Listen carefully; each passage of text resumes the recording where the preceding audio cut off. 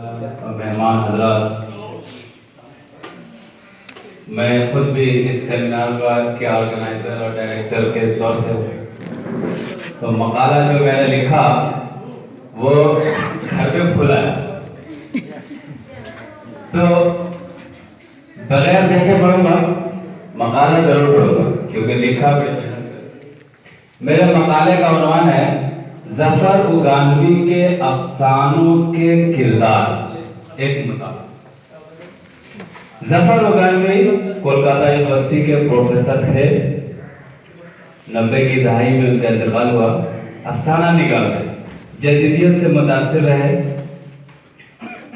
ان کا پہلا مجموعہ افسانوں کا آیا وہ بیج کا ورق کے نام سے مشہور ہوا، بلکہ کہا جائے کہ انہوں نے اس سے پہلے جدیدیت سے متاثر شدہ افسانوں سے پہلے جو کہانیاں لکھی رومانی اور موضوعاتی، اور جدیدیت سے متاثر شدہ افسانوں کے بعد جو کہانیاں انہوں نے لکھی بیانیہ اسلوب میں، یہ تین ادوار جو عموماً کسی بھی ادیب شاعر ادیب کے تین ادوار ہوتے ہیں، جب وہ شروع کرتا ہے لکھنا، جب وہ عروج پہ پہنچ جاتا ہے، پھر جب وہ زوال کی طرف۔ ظفر اگانوی کا جو مجموعہ بیج کا ورق ہے وہ ان کے ادبی سرمایہ کا بھی بیج ہی کا ورق ہے۔ اس سے پہلے کے افسانے رومانی اور موضوعاتی، اور اس کے بعد کے افسانے جو بیانیہ اسلوب میں ہے وہ ڈاکٹر ظفیر احمد نے ظفر اگانوی کے افسانے کے نام سے شائع کرا دیا۔ ان افسانوں کا مطالعہ کرنے کے بعد ہم اس نتیجے پر پہنچتے ہیں کہ ان کے یہاں کردار نگاری کے فن سے پہلو مل رہا ہے، مطلب ان کے یہاں کردار نگاری کا فن پوری طرح نکھر نہیں پایا۔ کردار نگاری فکشن نگاری کا ایک اہم جز ہے۔ ہر کہانی میں کوئی کردار ضرور ہوتا ہے، چاہے وہ کسی بھی سطح پر ہو، وہ علامتی سطح پر ہو یا ثانوی سطح پر ہو یا اجنبیانے کے عمل سے کوئی کردار پیدا ہوا ہو، کردار ہوتا ہے۔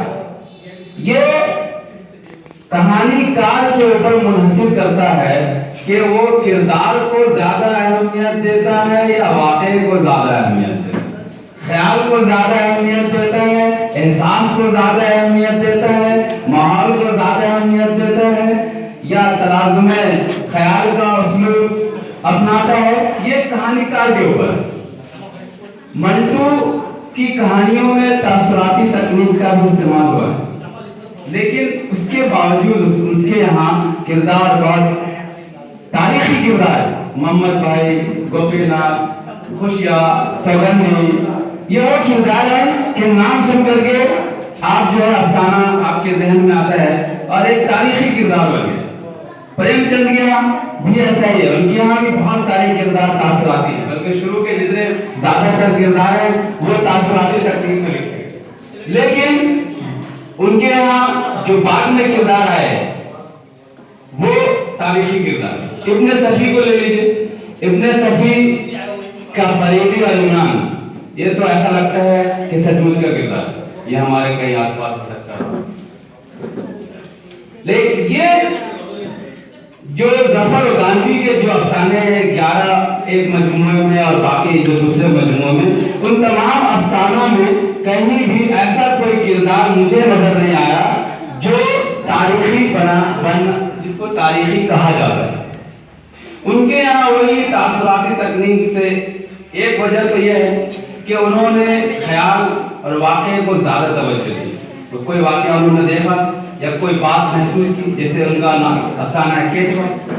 اب کیچوا سے ڈرتے ہوئے ایک لیڈی کو دیکھا یا اس کی بوا تھی، اس کو دیکھا اور ان کے ذہن میں آیا کہ اس کے اوپر ایک کہانی لکھنی چاہیے، انہوں نے کہانی لکھی۔ تو اس میں جو ہے کیچوا کے خوف سے جو احساس اس بوا کے اندر پیدا ہوا تھا اس کو بتانے کا کے اوپر زیادہ توجہ ہوئی ہے۔ جو بوا تھی وہ کہانی سے غائب ہو گئی۔ یا اسی طرح ان کی کہانی ہے ایک پاندان